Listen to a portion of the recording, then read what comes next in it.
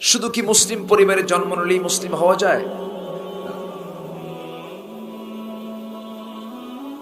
ইব্রাহিম আলাইহিস সালাম যে ঘর থেকে জন্ম নিয়েছেন, তার বাবা ইমানদার না কাফের?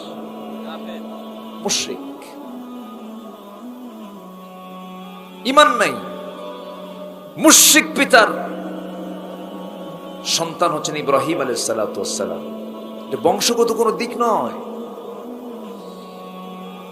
অসংখ্য সাহাবীর বাবা ছিল মুশরিক, ছেলে হলো সাহাবী।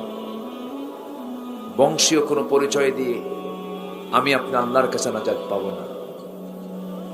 নাম শুধু ঈমান আলী রাখলেই হবে না। ঈমান আলী, নাম কি? ঈমান আলী, নামাজ পড়ে না। নাম হলো রমজান আলী। রমজান মাসে দুপুর বেলা ভাত খায়।